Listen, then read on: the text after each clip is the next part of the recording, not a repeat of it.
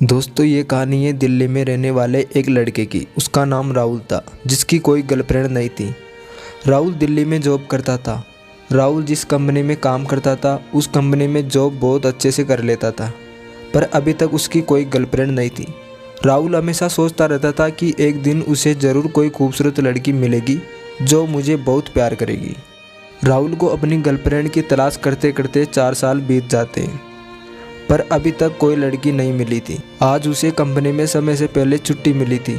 Rahul company के बाहर बैठा हुआ था कुछ सोचने के लिए। फिर उसने सोचा कि मैं अपने गांव चला जाता हूं, शायद वहां पर कोई लड़की मिले।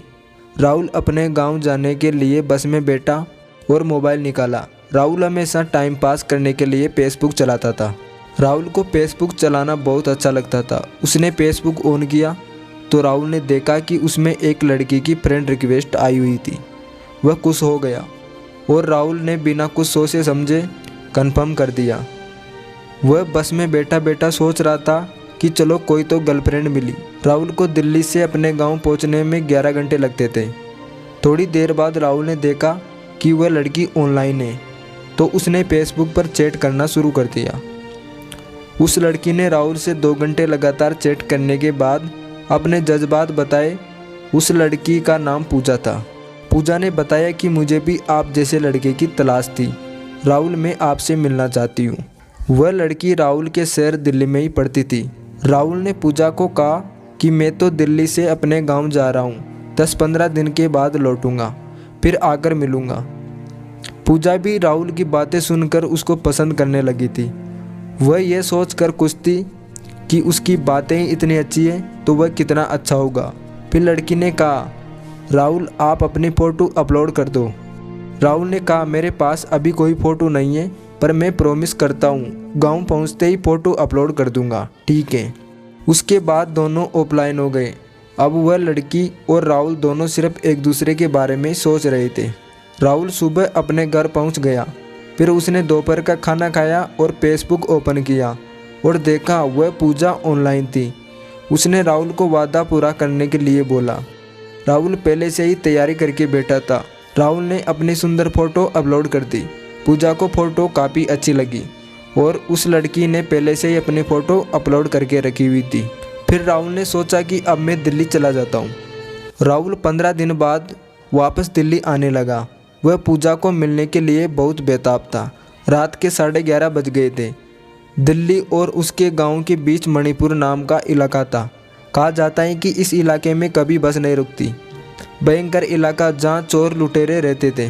कहा जाता है कि उस इलाके में पहुंचते ही बस की स्पीड 100 किलोमीटर प्रति घंटे हो जाती थी।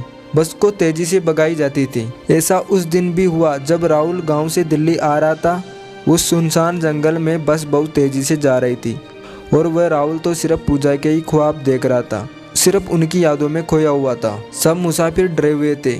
उसी वक्त अचानक बस और ट्रक टकरा गए और बस में बैठे 15 लोगों की मौत हो गई और 9 घायल हो गए।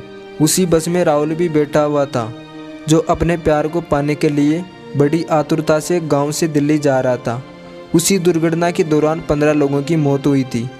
उसमें राहुल भी शामिल था। दुर्घटना के दौरान जब पुलिस वहां पर पहुंची तो उन्होंने देखा कि एक लड़के के हाथ में मोबाइल था। पुलिस ने देखा कि उसने फेसबुक ओपन करके रखा हुआ था। पुलिस ने राहुल का मोबाइल हाथ में लिया और देखा कि उसमें पूजा के लिए SMS टाइप करके रखा हुआ था, जिसमें लिखा था, happy birthday my first love, I love you Puja. Puja, आज मैं बहुत खुश हूँ। मुझे मेरी ज़िंदगी मिल गई। जिस प्यार की मैं तलाश करता था वह प्यार मुझे मिल गया। मैंने तुम्हारे जैसे प्यार को पाने के लिए क्या नहीं किया। मंदिरों में, मस्जिद में, हर जगह मन्नत मांगी, तब जाके मुझे तुम जैसी कोई लवर प्रेमिका मिली। पूजा, मैं तुम्हें हमेशा खुश रखूँगा। खुद दुखी होकर तुम्हें खुश रखूँगा। मैं खुद रो लूँगा पर तुम्हारी आंखों में आंसू नहीं आने दूँगा। आई लव यू पूजा। राहुल ये SMS भेजने के लिए 12 बजे का इंतज़ार कर रहा था, मगर कुदरत को शायद कुछ और ही मंजूर था। भगवान को शायद ये मंजूर नहीं था। जब पुलिस ने वह SMS पढ़ा तो पुलिस वाले भी रोने लग गए। उसकी आंखों से आंसू रुक नहीं रहे थे। पुलिस वाले से रहा नहीं गया। फिर वह SMS कट करके उसकी जगह पर नया SMS सेंड कर दिया, जिसमें लिखा हुआ था, आई एम सॉरी मेरी जान पूजा, मेरा पहला प्यार अधूरा रह गया। अब हम स्वर्ग में ही मिलेंगे। इस ज़िंदगी ने मुझे हंसते हुए गुड बाय कह दिया। प्लीज़ पूजा, तुम किसी और की हो जाना। मैं तुम्हें साथ नहीं दे पाया, मुझे माफ़ कर देना। तुम्हारा प्यार राहुल। पूजा भी राहुल के एसएमएस को आने की रात देखकर बैठी हुई थी। उसी वक्त पूजा के मोबाइल में वह एसएमएस आया। ये एसएमएस पढ़ते ही पूजा का शरीर ठंडा पड़ गया और वह वहीं मर गई। जो कभी एक दूसरे से मिले भी नहीं थे, वह एक साथ दुनिया छोड़ गए। आप सोचिए ज़रा कि उन दोनों ने कैसा प्यार किया होगा। फिर पुलिस के समझाने पर उसके दोनों परिवार वालों ने दोनों को एक साथ राजू पार्क में जलाया। तो दोस्तों, राहुल और पूजा की ये छोटी सी कहानी आपको कैसी लगी, नीचे कमेंट करके ज़रूर बताना। और चैनल पर नए हो तो चैनल को ज़रूर सब्सक्राइब करना।